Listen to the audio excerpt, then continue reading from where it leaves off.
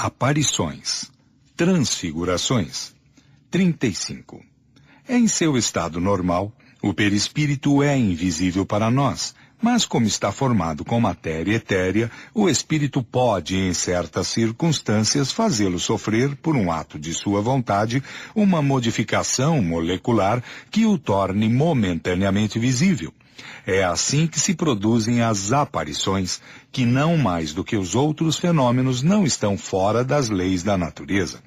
Este não é mais extraordinário do que aquele do vapor, que é invisível quando está muito rarefeito e que se torna visível quando está condensado. Segundo o grau de condensação do fluido perispiritual, a aparição, algumas vezes, é vaga e vaporosa. De outras vezes, ela é mais nitidamente definida. De outras vezes, enfim, tem todas as aparências da matéria tangível. Pode mesmo ir até a tangibilidade real, a ponto de se equivocar sobre a natureza do ser que se tem à frente.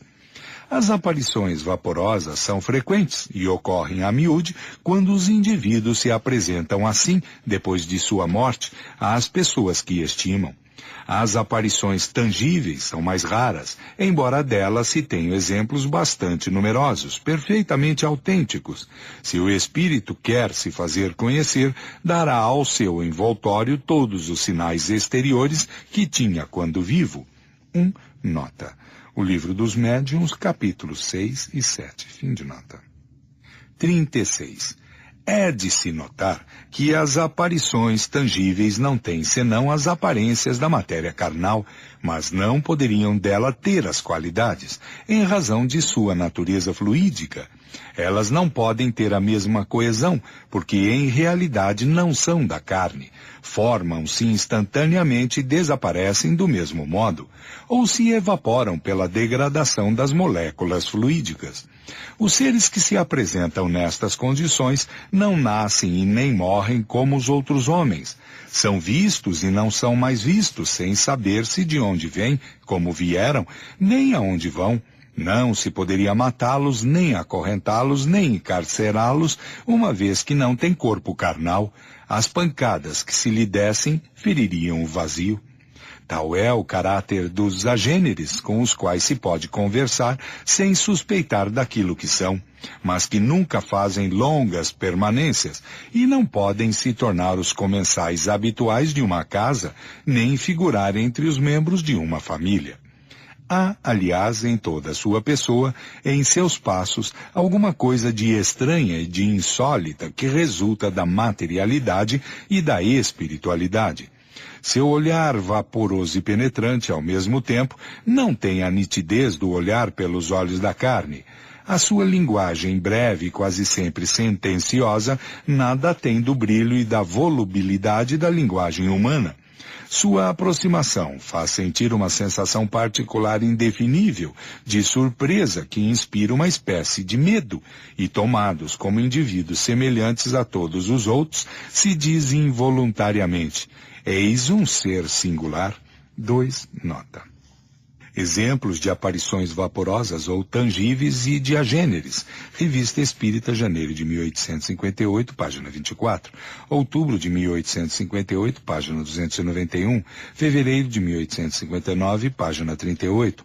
Março de 1859, página 80. Janeiro de 1859, página 11. Novembro de 1859, página 303. Agosto de 1859, página 210. Abril de 1860, página 117, maio de 1860, página 150, julho de 1861, página 199, abril de 1866, página 120.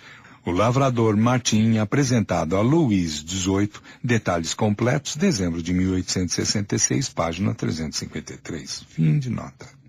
37.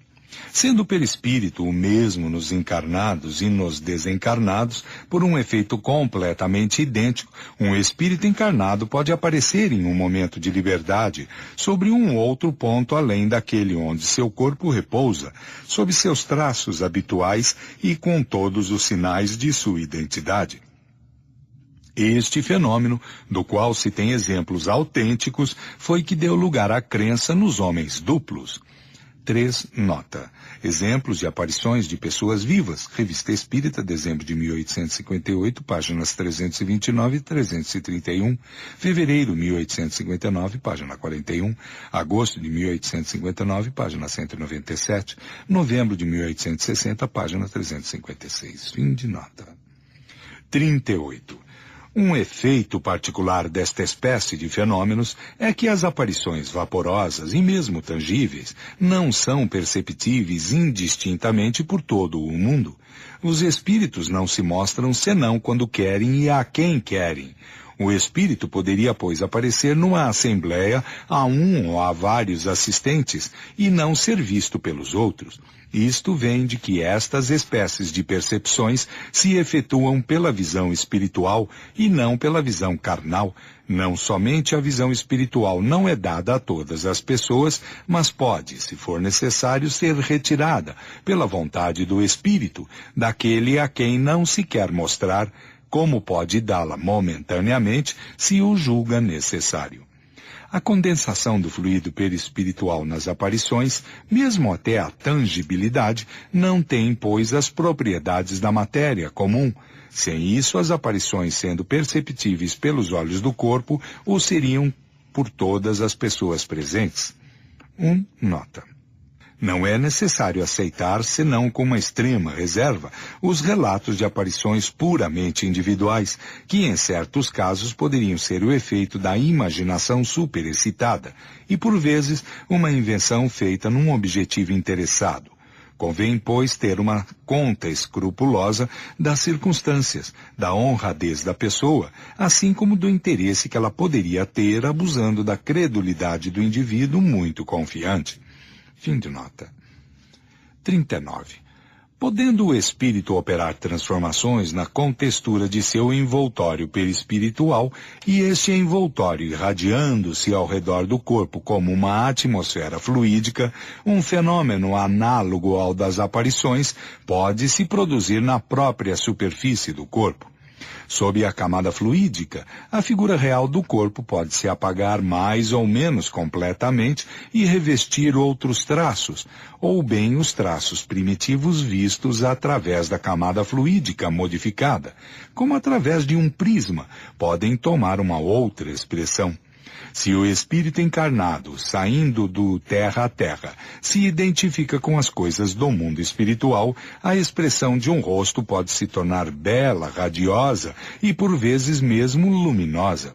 Se ao contrário, o espírito está exaltado pelas más paixões, um belo rosto pode tomar um aspecto horrível. É assim que se operam as transfigurações, que são sempre um reflexo das qualidades e dos sentimentos predominantes do espírito. Este fenômeno é, pois, o resultado de uma transformação fluídica. É uma espécie de aparição perispiritual que se produz sobre o próprio corpo vivo e, algumas vezes, no momento da morte, em lugar de se produzir ao longe, como nas aparições propriamente ditas. O que distingue as aparições deste gênero é que geralmente elas são perceptíveis por todos os assistentes e pelos olhos do corpo, precisamente porque elas têm por base a matéria carnal visível, ao passo que nas aparições puramente fluídicas não há matéria tangível. 2. Nota. Exemplos e Teoria da Transfiguração, Revista Espírita, março de 1859, página 62. O Livro dos Médiuns, capítulo 7º, página 142. Fim de nota. Manifestações físicas, mediunidade. 40. Os fenômenos das mesas girantes e falantes, da suspensão etérea dos corpos pesados, da escrita medianímica, tão antigo quanto o mundo, mais vulgares hoje, dão a chave de alguns fenômenos análogos espontâneos, aos quais, na ignorância da lei que os regia, lhes atribuíram um caráter sobrenatural e miraculoso. Esses fenômenos repousam sobre as propriedades do fluido perispiritual, seja de encarnados, seja de espíritos livres. 41. É com a ajuda de seu perispírito que o espírito age sobre o seu corpo vivo. É ainda com este mesmo fluido que se manifesta agindo sobre a matéria inerte, que produz os ruídos, os movimentos de mesas e outros objetos que levanta, tomba ou transporta. Este fenômeno nada tem de surpreendente, considerando-se que entre nós os mais poderosos motores se encontram nos fluidos mais rarefeitos e mesmo imponderáveis como o ar, o vapor e a eletricidade. É igualmente com a ajuda de seu perispírito que o espírito faz os médiuns escreverem, falarem ou desenharem, não tendo mais corpo tangível para agir ostensivamente. Quando quer se manifestar, serve-se do corpo do médium, do qual empresta os órgãos, que faz agir como se for o seu próprio corpo, e isso pelo eflúvio fluídico que derrama sobre ele. 42. É pelo mesmo meio que o espírito age sobre a mesa, seja para fazê-la mover-se sem significação determinada, seja para fazê-la dar golpes inteligentes, indicando as letras do alfabeto, para formar palavras e frases, fenômeno designado sob o nome de tipologia. A mesa não é, aqui, senão um instrumento de que ele se serve, como faz do lápis para escrever, dá-lhe uma vitalidade momentânea pelo fluido com a qual a penetra, mas não se identifica com ela.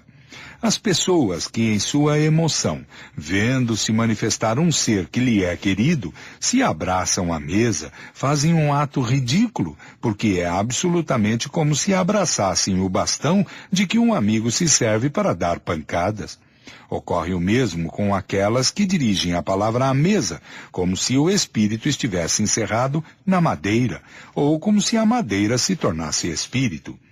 Quando as comunicações ocorrem por este meio, é necessário supor o espírito, não a mesa, mas ao lado, tal como era quando vivo, e tal como seria visto se nesse momento pudesse se tornar visível. A mesma coisa ocorre nas comunicações pela escrita. Ver-se-á o espírito ao lado do médium, dirigindo a sua mão ou transmitindo-lhe o seu pensamento por uma corrente fluídica. 43. Quando a mesa se destaca do solo e flutua no espaço sem ponto de apoio, o espírito não a ergue com a força do braço, mas a envolve e a